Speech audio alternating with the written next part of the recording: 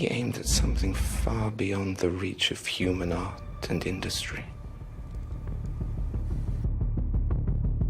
Thus compounded is called a hermaphrodite, being of two sexes, and it is both father and mother to the stone.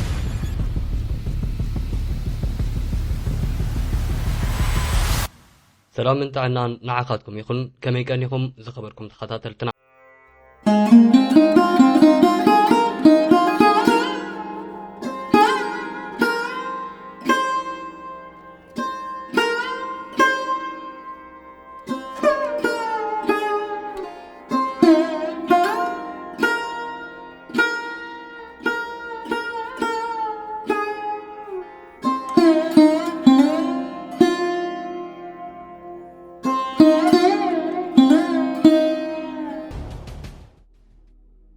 ካልኩላስ ዝተባሃለ ሓድሽት እንፈር ስነ ቁጥሪ ዝመሃዘ ኣቋዋማን መሳርዕን ሕብርታት ዝፈለየ ንኣድማስ ዘመሓድሩ ሕግታት ስዕበትን ምንቅስቓስን ዝሃበና ከም መስራቲ ዘመናዊ ስነ ፍልጠት ዝፍለጥ ሰብ እዩ ናይ ሎሚ ዛዕባ ወግዕና ክኸውን ሰር ኣይዛክ ኒውተን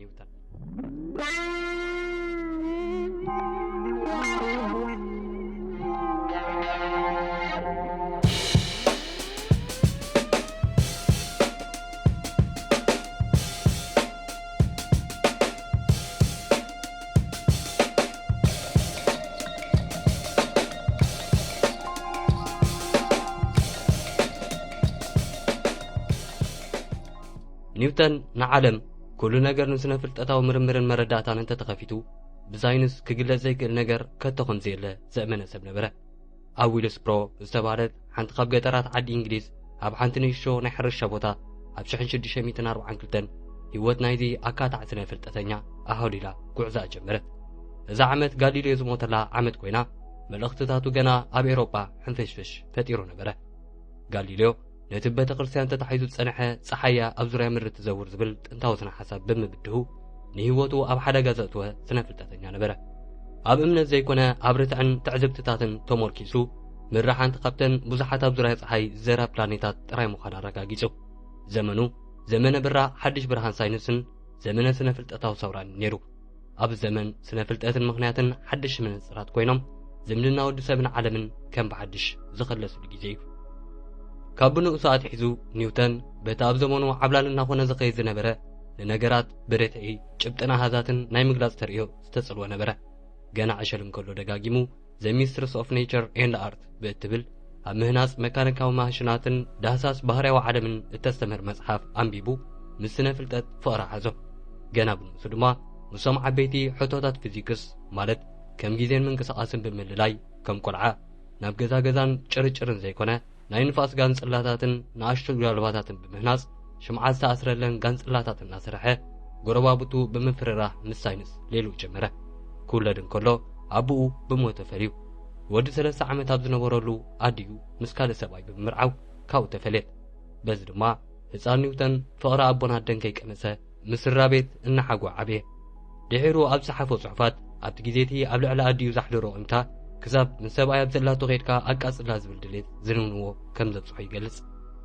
ኒውተን ካብ ቤት ወፂኡ ናብ ካምብሪጅ ዩኒቨርሲቲ ኣብ ዝኸደሉ እዋን ኣብቲ ናይ ክልተ ዕቁዳት ዕድሚኡ ድሮ ገላ ዓበይቲ ፖለቲካውን ማሕበራውን ፍጻመታትን ዘይምርግጋእትን ማለት ከም ደማዊ ኹናት ሓድሕድ ዓዲ እንግሊዝ ቅትለት ናይቲ ንጉስን ዳግመ ትንሣኤ ናይ ንጉሳዊ ስርዓተ ዓዲ እንግሊዝ ኣብ ትሕቲ ንጉስ ቻርልስ ካልኣይን ኣብ 1660 ርዩ ነበረ። ኣብ ካምብሪጅ ኒውተን ንነብሱ ኣብ መጽናዕቱ ወፈራ። ካብ ዘለዎ ቦታ ምንቕ ዝብል ኣይነበረን። ድሕሪ ዳግመ ንግስነት ንጉስ ቻርልስን ዝተፈጥረ ናይ ፈንጠዝያ ባህሊ ተጸይኑ ካብቶም ኣብ ሰኽራንን ዝሙትን ዝዋስኡ ዝነበሩ መማሃርቱ ንምርሓቕ ሓደ ንሙሉእ ህይወቱ ዘተግብሮ ውጥን ነደፈ። እዚ ድማ ምስቶም ናይ ፈንጠዝያ ሓሳባት ኣብ ክንዲ ምቅላስ የእምርኡ ብሜዲቴሽን ወይ ኣስተንትኖ ሳይንሳውያን ሕቶታት ስራሕን ምንባርን ጸሚዱ ዘይጠቅም ሓሳባት ዘእንግደሉ ግዜ ከም ዘይህልዎ ምግባር ዝብል ነበረ። ኣብቲ ግዜቲ ብዙሓት ሰባት ነቲ ፕላኔታትን ንፀሓይ ዘርአ ዝብል ስነ ሓሳብ ሪዕመሞም ነበሩ። እንተኾነ ከመይ ገይረን ፕላኔታት ይንቀሳቐሳ ብኸመይከ ካብ ዘለዎ ቅናት ወይ ኦርቢት ከየንደለ ሃፃ ይቕጽላ ዝብል ግድል ፈታሐ ሰኣነ። እቲ ዝሓሸ ዝበሃል መልሲ እቲ ፈረንሳዊ ረነ ደካርተስ ዝሃቦ ነበረ። ደካርተስ ኣድማስ ከም ዓባይ ማሽን እያ፣ ኩሉ ነገር ዋላውን ፕላኔታት ድማ ከም ኣካላዊ ምጽላው ኣብ መንጎ ክፋላት ናይዛ ማሽን ኮይኑ ይግለጽ በለ። ኒውተን ግን በዝመርሲ ከዓግብ ኣይከኣለን ከመራእያ ኒውተን እቶም ዝያዳ ከም ሓቂ ክቕበሎም ዝኽእል መግለጺታት እቶም ኣብ ቤተ ፈተነ ብምኻድ ከረጋግጾም ዝኽእል ጥራዮም ነይሮም እንተኾነ ብከም ዝኣመሰለ ናይ ምስልሳል እዋን እንከሎ ሓድሽ ለበዳ ናብ ዓዲ እንግሊዝ በጽሐ እቲ ዝመሃሩሉ ዝነበሩ ዩኒቨርሲቲ ተዓጽዩ ተማሃሮ ነናብ ቤቶም ተላኩ ኣብዚ እዋን ዝድማያ እታ ኣከራኻሪት ብዛዕባ ኒውተን ዝያዳ ትዝከር ጽዋ ናይታ ዝወደቐት ትፋሕ ዘጋጠመት እታ ዛንታ ከምዚኣ ድሕሪ ምዕጻው ትምህርቲ ኒውተን ኣብ ዛሬባ ገዝኦም ኣብ ዝነበረት ገረብ ትፋሕ ኣብ ትሕቲኣ በጢሉ ኣብ ክንዲ ኸመሳቱ ብዛዕባ ደቂ ኣንስትዮ ዝሓስብ ብዛዕባ ዑደት ፕላኔታት እናሓሰብ እንከሎ ሓንቲ ትፋሕ ናብ ርእሱ ትወድቕ ኒውተን ነታ ትፋሕ ዘውደቓ ሓደ ዘይረአ ሓይሊ እምበር ዝጭበጥ ኣካል ከም ዘይኮነ ተረድአ ነታ ትፋሕ ናብ መሬት ክትወድቕ ዝገበራ ተመሳሳሊ ነገር እዩ ንወርሒ እውን ኣብ ቅናታ ከም ትጸንሕ ዝገበራ ኢሉ ሓሰበ በዚ ድማ ኒውተን እቲ ፊዚካላዊ ምጽላው ናይ ማሽን ዝብል ሓሳብ ደካርተስ ጌጋ ምዃኑ ኣብ ክንድኡ ንፕላኔታት ኣብ ዑደታዊ ቅናት ከም ዝጸንሓ ዝገብረን ሓደ ግራቪቲ ወይ ስብሕበት ምድሪ ኢሉ ዝጽውዖ ዘይረአ ሓይሊ ምዃኑ ተረድአ ስለዚ ኒውተን ንትፋሕ ናብ መሬት ዘውድቓን ንወርሒ ኣብ ሓደ ውሱን ርሕቀት ኮይና ንመሬት ክዘራ ዝሕዛን ሓይሊ ሓደን ተመሳሳልን ምዃኑ ርግጸኛ ነበረ ኣቐዲሙ እቲ ህቡብ ኢጣልያዊ ስነ ፍልጠተኛ ጋሊልዮ ኣብቲ ህቡብ ናይ ምንቅስቓስ ምርምሩ ከም ዘረጋገጾ ኩሎም ናብ ምድሪ ዝወድቁ ነገራት ኣብ መውዳቖም ፍጥነቶም እናወሰኸ ወይ ንታሕቲ ዝኸድሉ እናናሃሩ ከም ዝኸዱ እዚ ድማ ትሕሶኦም ብዘየገድስ ብማዕረዓቐን ከም ዝወድቁ ናይቲ ዝወድቕ ዘሎ ነገር ፍጥነት ንምቕባር ድማ ቀሊልን ቀጥታውን ምዃኑ ኣረጋጊጹ ነበረ ከም ኣብነት ገምጋም ፍጥነት ናይ ሓንቲ ካብ ገረብ ኣብ ምውዳቕ ትርከብ ትፋሕ ክንፈልጥ ምስ እንደሊ ነቲ እታ ትፋሕ ትጓዓዝ ርሕቀት ምስቲ ንኽትወድቕ ዝወስደላ ግዜ ምምቃል ጥራይ ዘድሊ ኒውተን ግን በዚ ገምገማዊ ቕመራ ኣይዓገበን ኣብ ክንድኡ እታ ትወድቕ ዘላ ትፋሕ ዋላ እኳ ናብ መሬት እናቐረበት ኣብ ትኸደሉ ናህራ እናወሰኸ ከም ዝኸይድ ፍሉጥ እንተኾነ ኣብ ነፍሲ ወከፍ ህሞት ወይ ነጥቢ እቲ ናይ ምውዳቕ መስርሕ ኣብ ዝደለኸያ ነቑጣ ብኸመይ ፍጥነታ ክትዕቁኖ ትኽእል ንኣብነት ማእከል ምስ በጽሐ ዘሎ ፍጥነታ ክንደዩ ዝብል ሕቶ የጨንቆ ነበረ እዚ ንምፍላጥ ገምጋም ፍጥነት ናይታ ትወድቕ ዘላ ትፋሕ ኣብ ሕፅር ዝበለ መቓን ግዜ ክትዕቅን የድሊ እዚ ማለት ብዝተኻእለ መጠን ዝሓፀረ ማለት ናብ ዜሮ ዝቐርብ ነውሓት ግዜ ዘሎ ፍጥነት ምዕቃን እዩ በዚ ምርምር ኒውተን ኣብ ቀጻሊ መስርሕ ምቅያር ዘለዎ ነገራት ንምዕቃን ትፋሕ ጥራይ ዘይኮነ ምንቅስቓስ ፕላኔታት እውን ንምቕማር ዝኽእል ምርምር ኣቕረበ እዚ ምርምር መበገሲ ናይ ሓድሽ ጨንፈር ስነ ቁፅሪ ወይ ካልኩላስ እናተባህለ ጽዋዕ ዓውደ ፍልጠት ክኸውን ካለ እዚ ሓድሽ ስነ ቅማረ ንፍጥነት ጥራይ ዘይኮነ ንኻልኦት ከም ብዝሒ ህዝብ ዝኣመሰሉ ነገራት እውን ብግዜ ክትልክዖም ዝኽእል ንስነ ፍልጠት ዝቐየረ ሓድሽ ዓብ ስነ ፍልጠታዊ ርኽበት ኮነ ሎሚ ካልኩላስ ኣብ መዓልታዊ ንጥፈታትና ቀጻሊ ኢና ንጥቀመሉ ኩነታት ኣየር ካብ ምግምጋም ክሳብ ዕዳጋታት ብርኪ ንምዕያር ኣብ ዝረኽበት ምርኮስ ኒውተን ኣብ መበል 22 ዓመቱ ወናን ናይ ዝፍልጠት ብምዃን ኣብ ጊዜኡ ዝዓበየ ተመራማሪ ስነ ቁፅሪ ኮይኑ ነበረ ነገር ግን እዚ ሓቂ እዚ ዓለም ትፈልጦ ይነበረትን ረኽበቱ ብዘይካ ንሱ ዓለም ትፈልጦ ይነበረትን ከመይሲ ብምስጢር ዓቂርዎ ስለ ዝነበረ ኒውተን ብብርቂ ሓንጎሉ ዘመናት ምስጢር ዝኾኑ ነገራት ምፍታሕ በዘይተሓፅረን እንታይ ደኣ ነቲ ንዘመናት ሕብርታት ብኸመይ ይፍጠሩ ዝምልስ ክሊ ሓሳብ ንምቕያሩን ንምብድውን ተዓጥቀ ነዚ ንምግባር ኣብ ዘካየዶ ፈተናታት እናሓንሳብ መርፊ ተጠቂሙ ዓይኑ እናተናኸፈ ተመራመረ performing an experiment on himself with a large needle or bodkin. I took a bodkin and put it between my eye and the bone, as near to the back side of my eye as I could. And pressing my eye with the end of it, so as to make the curvature in my eye, there appeared several white, dark, and coloured circles. ዕድል ክገብር ኒውተን ዓይኑ ከየንቆሮ እንከሎ ንሕብርታትን ብርሃንን ብፕሪዝም ክመራመረሎም ዝኽእል መንገዲ ረኸበ Fortunately, Newton found a safer way to investigate light and color, using a prism. ካብ ኣሪስቶተል ክሳብ ደስካርተስ ስነ ፍልጠተኛታት ብርሃን ፀሓይ ወይ ጻዕዳ ብርሃን ንጽል ኢሎም ይሓስቡ ነበሩ From Aristotle to Descartes, scientists thought sunlight, or white light, was pure. ሕብርታት ዝፍጠሩ ድማ ንጻዕዳ ንጹህ ብርሃን ምስ ተስተኻኽሎ እዩ ይብሉ ነይሮም Colors were produced by physically modifying white light, which they believed passing it through a prism did. ኒውተን ግን ነዚ ክብድሆን ቀደ ብርሃን ፀሓይ ብፕሪዝም ይሕሊፉ ብምርኣይ ብዙሓት ሕብርታት ክፍጠሩ ዝተባሃለ But Newton decided to see for himself. Sending sunlight through a prism, he produced the spectrum of colors.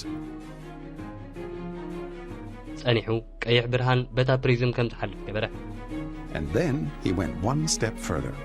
He sent the red ray of light through a second prism. ኣብ ክንዲ ንጹህ ጻዕዳ ሕብሪ ግን ቀይሕ ሕብሪ ከም ዘለዎ ተደጊሙ ወፅእ Instead of making a new color, it remained red. በዚ ድማ ኒውተን ጻዕዳ ሕብሪ ንጹህ ወይ ንጽል ከም ዘይኮነ ደምደመ ኣብ ክንድኡ ጻዕዳ ሕብሪ ድምር ብዙሓት ሕብርታት ወይ ቅስተ ደመና ምዃኑ ፈለጠ Newton concluded that white light is not pure, but a combination of all the colors of the rainbow. እዚ ኩሉ ክገብር ኒውተን ገና ወዲ 25 ዓመታት ነበረ ኣብዚ ናይ ርብዕ ዘመን ዕድሚኡ ንሚልዮናት ወዲ ሰብ በፂሕዮም ዝበሎም ዓውደ ፍልጠታት ለዊጥዎ ነበረ እንተኾነ ረኽበታቱ ገና ንዓለም ከይኣወጀ ብሓውሲ ምስጢር ኣበይኑ ሒዝዎም ነበረ ድሕሪ ምብቃዕ ናይቲ ለበዳ ድማ እንደገና ናብ ዩኒቨርሲቲ ካምብሪጅ ተመሊሱ ፕሮፌሰር ስነ ቁፅሪ ናይቲ ዩኒቨርሲቲ ኾነ እዚ ማዕርግ ኣብ ቀረባ ዓመታት ብስቴቨን ሃውኪንግ ተታሒዙ ምንባሩ ይፍለጥ እቲ ምርምራ ዝፈቱ ኒውተን ኣብ ልዕሊ ተምሃሮኡ ብዙሕ ተገዳስነት ኣይነበሮን ተምሃሮኡ እውን ብኒውተን ጉዱሳት ኣይነበሩን ብዙሓት ይሰምዑ ይነበሩን እቶም ዝሰምዑ እውን ክርድእዎ ዝኽእሉ ይነበሩን መጽናዕታት ኒውተን ኣብ ብርሃን ግን ዓለም ክቕይሩ ጀሚሮም ነበሩ 50 ዓመታት ኒውተን ቀዲሙ ኢጣልያዊ ጋሊሌዮ ቴሌስኮፕ ሰሪሑ ነበረ ወላ እኳ ቴሌስኮፕ ጋሊሌዮ ኣብ ርሑቕ ከባቢ ዝርከብ ነገራት ዝያዳ ቀሪቦም ከም ዝረኣዩ ተግበረት ብኣሕሊፍ ካብ ትርእየሉ ግዜ ግን ኣብ ጫፋት ናይቲ መነጽር ገለ ሕብርታት እናተፈጥሩ ረበሽ ይኾኑ ነበሩ 50 years earlier, Galileo had built one of the first telescopes. It used glass lenses to gather light from distant objects and focus it for the observer. But this kind of telescope had a problem. Its lenses produced fringes of color around the edges of the objects being observed.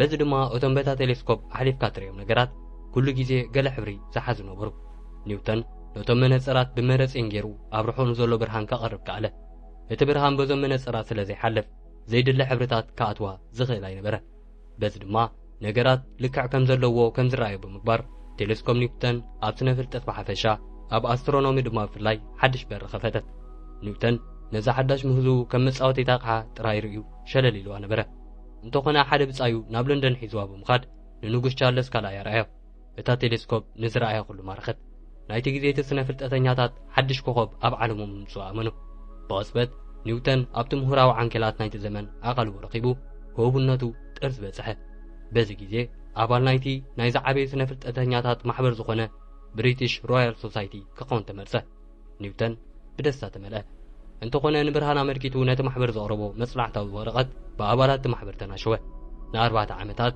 ኒውተን ኣብ ሓያል ህዝባዊ ቁጥዕ ተጸሚዱ ኣብ መጽሔት ንመጽናዕቱ ደጊፉ ተኸራኸረ ድሕሪ ናይ 4 ዓመታት ክርክር እቲ ነቐፌታ ብዙሕ ዘይጻወርን ብቐደሙን ስነ ፍልጠታዊ ረኽበታቱ ንሰብ ከካፍል ዘይፈቱን ዝነበረ ኒውተን ሰከሐ ኣብ በይኑ ድማ ድሕሪ ደጊም መጽናዕታዊ ጽሑፍ ከየሕትም ሚሒሉ ከም ዝለመዶ ኣብ ቤተ ምርምር ተዓጽዩ መጽናዕቱ ቀጸለ ኣብዚ እዋን ኒውተን ንስነ ፍልጠትን ሃይማኖትን ክዓርቕ ሃይማኖታውያን ጽሑፋት ምስ ኣስትሮኖሚካዊ ተርእዮታት እናተኣሳሰረ ስልጣነ መዓት ጀሚሩ ምጽኣት ክርስቶስ ከመዓሲ ወዘተ እናበለ ተመራመረ በቲ ዝገበሮ ቁማረ ምጽኣተ ክርስቶስ መፈጸምታ ዓለምን ኣብ 2060 ዓመተ ምህረት እዩ ክብል ደምደመ ካብዚ ኣትይዎ ዝነበረ ናይ በይኑ ሃይማኖትን ስነ ፍልጠትን ናይ ምትዕራቕ ፋንታዚ ዘውፅኦ ክስተት ግን ኣጋጠመ ኣብ መጀመርያ ናይ 4 ዕድሚኡ ኒውተን ሓደ መዓልቲ ሓደ ጋሻ ክበጽሖ መጸ እዚ ጋሻ እቲ ብስሙ ኮመን ዝተሰመየሉ ውሩይ ተመራማሪ ኣስትሮኖሚ ኢድሞንድ ሃለይ ኮይኑ ንኒውተን ናይ ፊዚክስ ዝመልስ ሕቶ ቀረበሉ ኣብ መንጎ ወግዖም ሃለይ ከምዚ ክብል ሓተተ ፕላኔታት ብምንታይ ዓይነት ዓንኬል ይግለጹ ማለት ናብ ፀሓይ ዝሰሓብሉ ሓይሊ ምስ ተኻብኣ ዘለዎም ርሕቀት ተማጣጣኒ እዩ ኢልና እንተሓሲብና ክብል ሓተተ My question is this. What kind of curve would be described by the planets, supposing the force of the attraction toward the sun to be reciprocal to the square of the distance from it? ኒውተን ከይተማተ መለሰ ዝግለጽሉ ዓንኬል ፍጹም ክብ ዘይኮነ ቅርጽን ቃቁሖ ይበለ An ellipse. ሃለይ ከመይ ጌርካ ፈሊጥካ ብምባል እናተገረመ ሓተተ An ellipse? How do you know?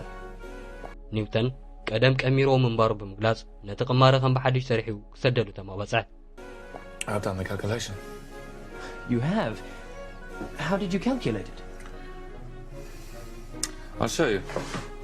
እዛ ናይ ኣጋጣሚ ሕቶ ናይ ሃለይ ንዓለመ ስነ ፍልጠት ንሓወረ ቀይረት ከምቲ ኒውተን ዝበሎ ስነ ፍልጠተኛታት ድሕሪ ናይ ዓመታት ትዕዝብቲ ፕላኔታት ኣብ ዙርያ ፀሓይ ዝዘሩ ብፍጹም ዓንኬላዊ ክቢ ዘይኮነ ቁሩብ ውጥም ዝበለ ከም እንቃቑሖ ቅርፂ ዘለዎ ክቢ ምዃኑ ኣረጋጊጹ እንተኾነ ኣብቲ ግዜቲ ሓደ ሕቶ ኣከራኻሪ ኾነ ሃለይን ገለ ስነ ፍልጠተኛታትን ናይቲ ግዜ ፕላኔታት ብገለ ዘይተፈልጠ ሓይልዮም ናብ ፀሓይ ገጾም ዝሰሓቡ ብመሰረት ናይ እንቃቑሖ ዓንኬል ምስ ዝውሰድ ድማ ኣብቲ ናይ ርሑቕ ዓንኬል ኣብ ዝበፅሕሉ ግዜ እዚ ስሕበት ይቐንስ ብምባል ሓድሽ ስነ ቁፅራዊ ቀመር ኣዳለው።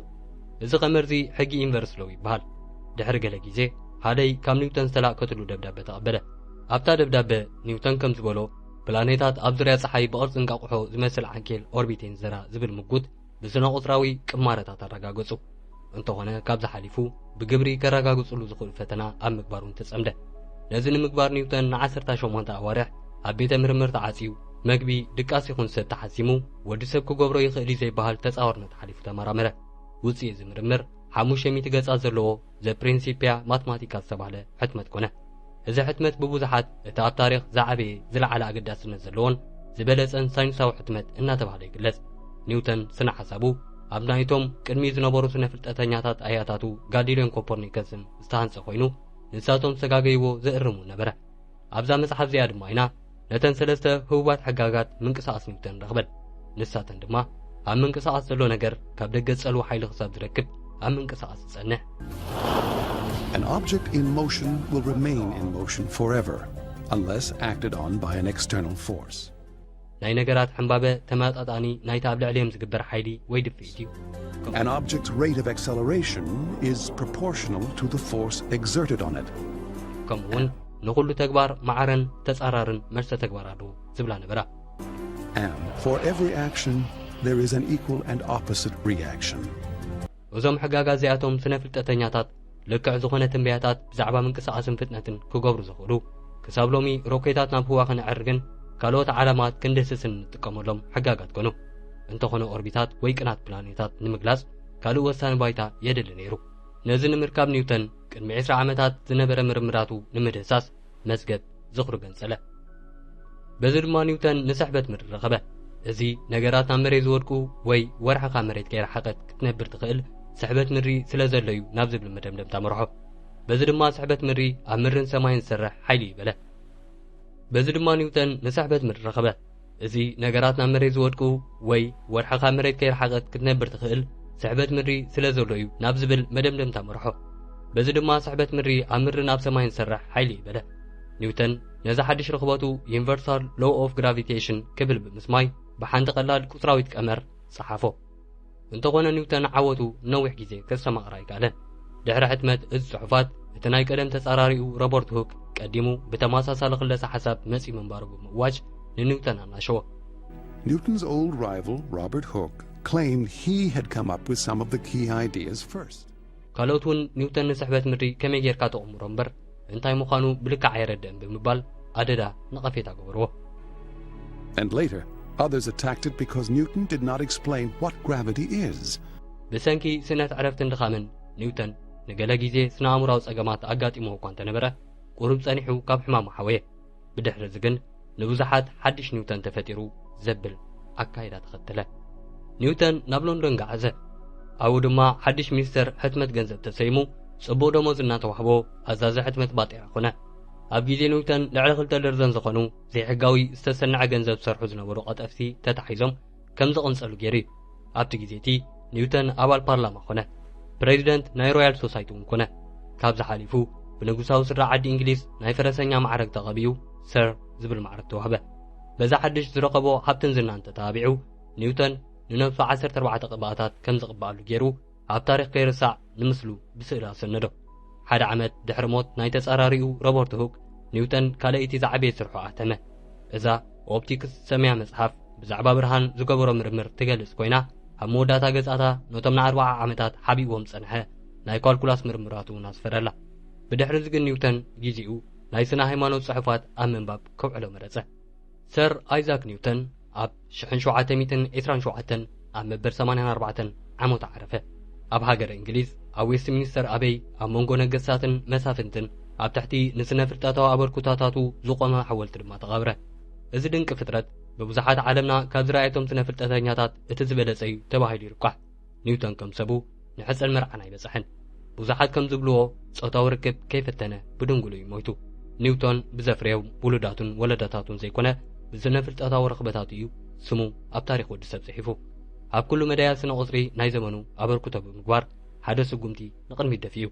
ካልኩላስ ዝተባህለ ዓውዲ ፍልጠት መስሪቱ ኣሃዛውያን ትንበያታት ከም ዝከኣሉ ገይሩ ብየዛኑ ሰምዖ ድምፅታት ተመራሚሩ ፍጥነት ድምፂ ክልካዕ ዝኽእል ሜላ ፈጢሩ ናብ ሰማያት ኣቋሚጡ ክሳብ ሎሚ ንግልገለለን ዘለና ቴሌስኮባ ዝፈጠረ ርኽበት መዊሱ ወዲ ሰብ ምስጢረ ጠፈር ክበርሃሉ ገይሩ ሕጋጋት ምንቅስቓስ ብምርካብ ኣብ መንጎ ርሕቀትን ፍጥነትን ዘሎ ዝምድና ረኺቡ ሰባትን ነገራትን ንምንታይ ወድቁ ዝብል ናይ ዘመናት ሕንቅል ሕንቅሊተይ ንኽፍታሕ ሕጊ ስሕበት ዝበሃል ድንቂ መልሲ ረኺቡ ኒውተን ነቲ ካብ ሶቅራጦስ ናብ ኣሪስቶተል ናብ ኮፐርኒከስ ናብ ጋሊሌዮ እናተመሓላለፈ ወዲ ሰብ ምስጢረ ኣድማስ ክርዳእ ዝኽእል ስነ ፍልጠታዊ ሓረግ ቀጺሉ ሽግ ፍልጠት ናብቶም ድሕሪ ዝመፁ ከም ኣልበርት አንስታይን ዝኣመሰሉ ስነ ፍልጠተኛታት ክትመሓላለፍ ኣኺሉ ኣብተን 84 ዓመታት ዕምሩ ንዓለም ካብቲ ክውለድ እንከሎ ዝነበረቶ ዝሓሸት ገይሩ ገደፋ ንዘመናት ኣብ ጸላም ተሓቢኦም ዝነበሩ ግድላት ፍልጠት ድማ ብኒውተን ተገልጹ ከምቲ ህቡብ እንግሊዛዊ ገጣሚ ኣሌክሳንደር ፓን ዝበሎ ባህርን ሕግታት ባህርን ኣብ ጸላም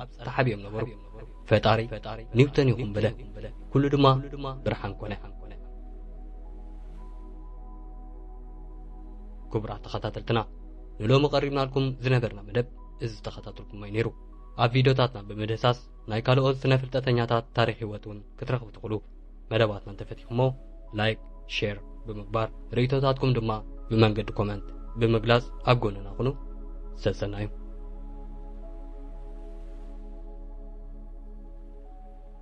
Sono de salam